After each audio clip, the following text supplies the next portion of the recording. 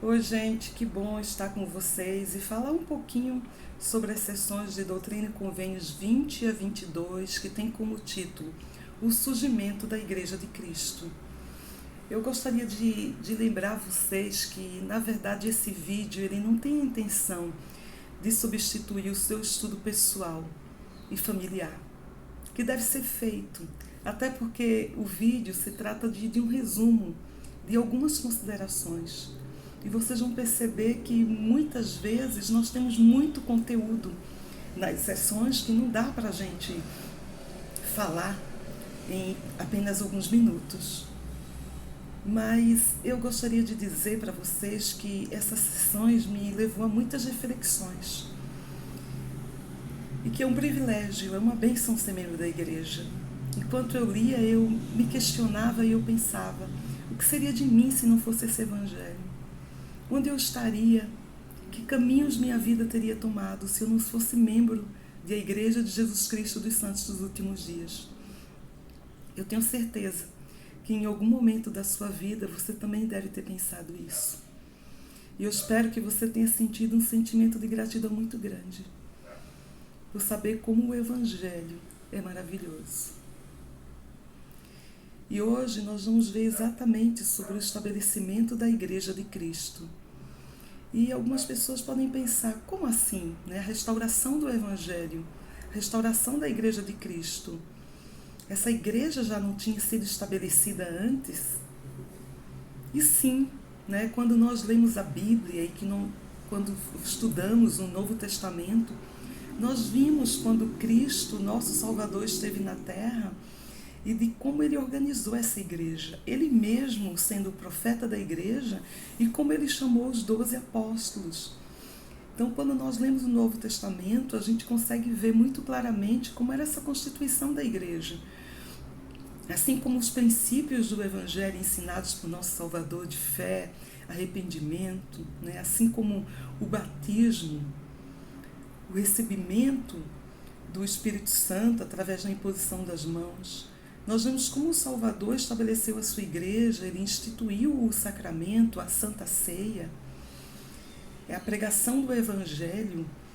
Então essa igreja foi estabelecida por ele. Mas nós sabemos que os homens não a aceitaram e o mataram. E que ele chamou um profeta como sucessor, que era Pedro. E ele disse sobre o alicerce dessa pedra, da revelação, será estabelecida a igreja. E Pedro, como um profeta da igreja, também foi assassinado, assim como todos os outros apóstolos. As pessoas não estavam preparadas para aceitar a igreja de Cristo. Então houve um período que nós conhecemos nas Escrituras como um período de apostasia, de afastamento da verdade, onde a igreja de Cristo ela foi retirada da terra. Mas havia sido prometido que ela seria restaurada nos últimos dias. E é sobre essa restauração, é sobre o surgimento da Igreja de Cristo que nós estudamos nas sessões 20 a 22 de Doutrina e Convênios.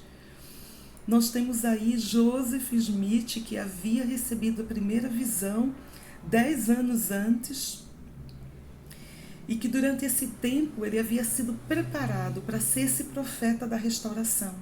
Nós vimos como ele conseguiu traduzir esses registros antigos, que se tornaram conhecidos como o Livro de Mórmon, um outro testamento de Jesus Cristo, de como ele traduziu esses registros através do poder e dom de Deus. Nós tínhamos aí como ele recebeu o sacerdócio arônico das mãos de João Batista, de como ele recebeu o sacerdócio de Melquisedeque das mãos de Pedro, Tiago e João, os mesmos apóstolos da antiguidade, de como agora, ele, uma vez traduzido o Livro de Mórmon, estava sendo publicado e tínhamos o primeiro exemplar pronto, de como todas as coisas foram feitas gradativamente em ordem, de como ele cresceu através de suas experiências. E agora, o Senhor Jesus Cristo estava dizendo para ele, chegou o momento de surgir a igreja, de restaurar a igreja. E o Senhor determinou uma data específica que seria 6 de abril de 1830. Então, nessa ocasião, na casa de Peter Whitman Sr., alguns membros, né, de pessoas aí que queriam se tornar membros da igreja, pouco mais de 40 pessoas se reuniram nessa casa e foram testemunhas desse momento sagrado. Na época, né, existia uma lei pelo estado de Nova York que determinava que qualquer igreja, para ser constituída, ela precisava ter oficialmente 6 membros.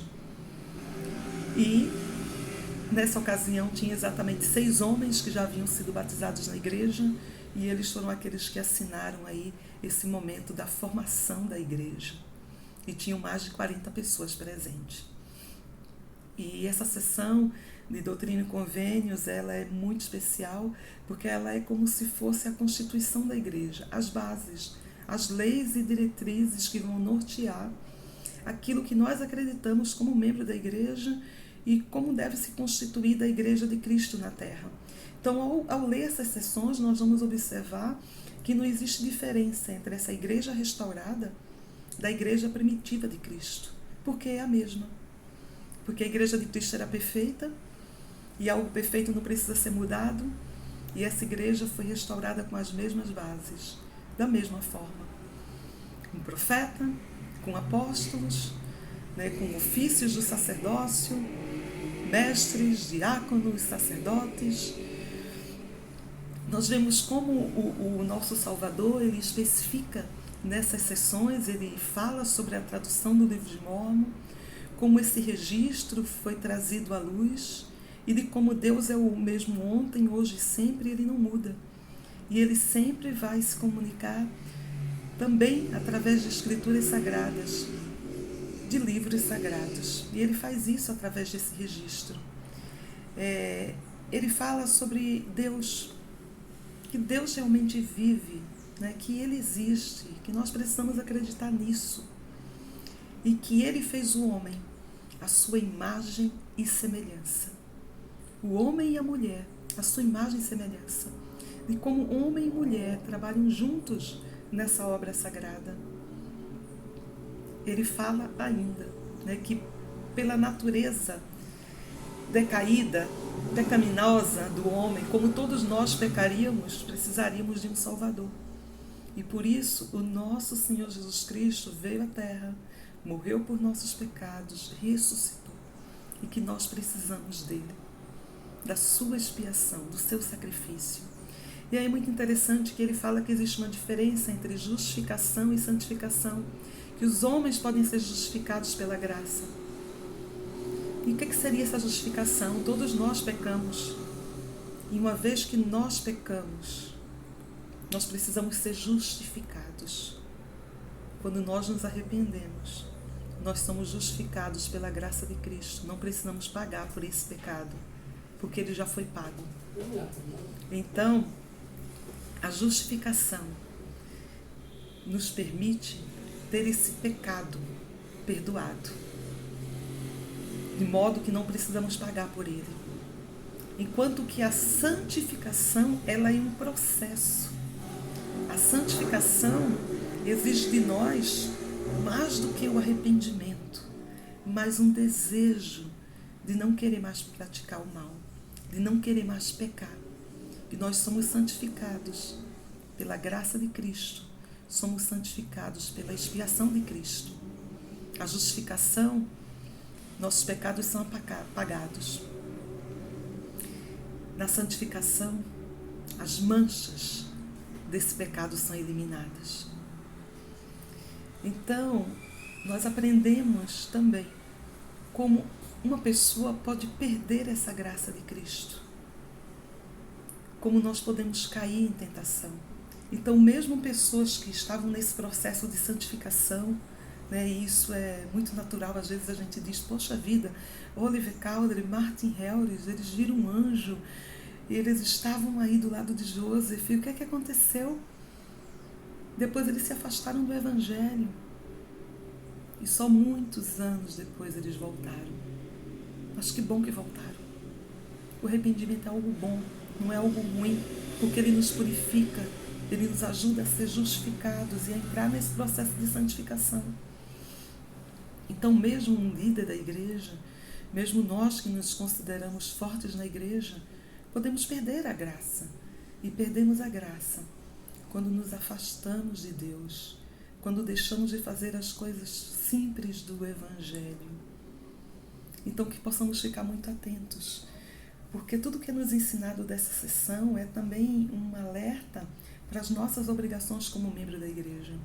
Ele fala da importância do batismo, de se apresentar com um coração quebrantado e um espírito contrito, de ter esse desejo sincero de arrependimento, de querer com que o Espírito Santo haja na nossa vida, de querer seguir esse Espírito. E esse batismo está aí disponível ao alcance de todos nós que tivermos o desejo. Mas ele não é tudo. Depois do batismo vem todo um processo de continuar, de perseverar nesse caminho, de continuar buscando obras de retidão. Então essas sessões, elas são realmente inspiradas, ela vai falar dessa organização, de coisas que para nós são tão familiares, como o apoio, cada vez que alguém é chamado, da bênção de crianças, da apresentação de crianças no Evangelho. Ele vai falar sobre o batismo, que as criancinhas não precisam ser batizadas porque elas são inocentes, assim como a instituição do sacramento, as orações sacramentais, a importância de renovar os nossos convênios. Essas sessões, elas falam sobre Joseph, chamado como o primeiro elder da igreja, Oliver Calder como o segundo elder da igreja, os ofícios do sacerdócio.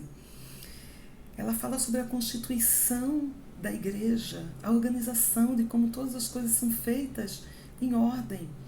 Então, tudo aquilo que nós conhecemos hoje no Evangelho, ele fala um trecho interessante de que uma pessoa, quando ela mudar de região geográfica, hoje que seria para nós, aí quando mudar de ala, ela deve levar uma carta assinada de que ela é um membro digno da igreja.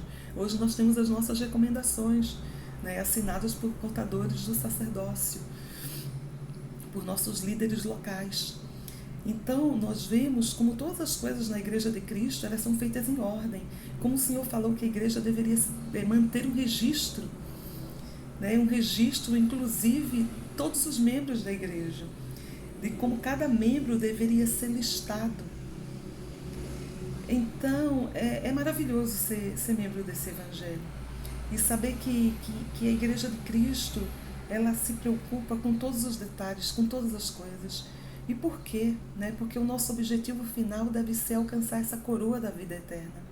Deve ser voltar à presença do nosso Pai Celestial. Deve ser nos tornarmos realmente santos, purificados, sem o desejo de praticar o mal, ser pessoas realmente melhores. É nisso que se resume o Evangelho. É arrependimento, boas obras, é mudar as nossas vidas. Então, quando eu vejo a Igreja de Cristo sendo restaurada, naquela casa de madeira, de troncos, com tão poucos membros aí, pouco mais de 40 pessoas, e eu vejo esse Evangelho se expandir em todo o mundo, em todas as nações. Nós sabemos que essa é a obra de Deus. E sabemos que qualquer pessoa pode adquirir o seu próprio testemunho, qualquer pessoa pode orar e pode perguntar sobre a veracidade dessas coisas. Qualquer pessoa pode ler o livro de Mórmon com real intenção e perguntar a Deus se realmente esse livro é verdadeiro.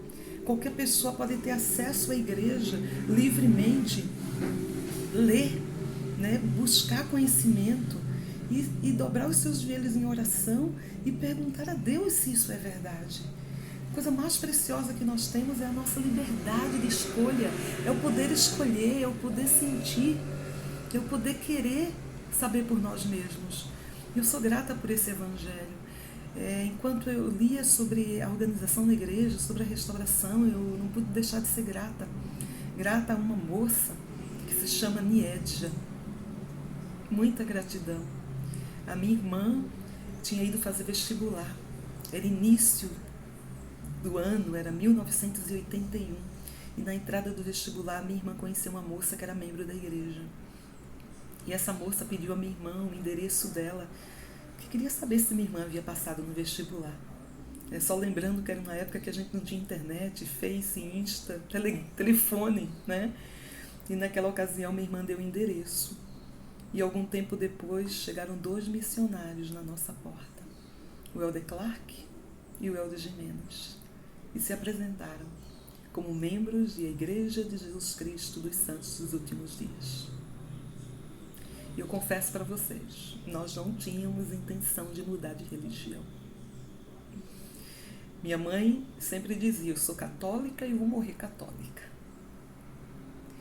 A igreja católica que tem no meu bairro hoje foi a iniciativa da minha família. Meu pai era comerciante, ele tinha uma venda e nós recolhemos muitas assinaturas das pessoas, fizemos um abaixo-assinado, porque nós íamos à igreja católica em outro bairro. Como ficava longe, a maioria das pessoas não conseguiam ir por locomoção, transporte.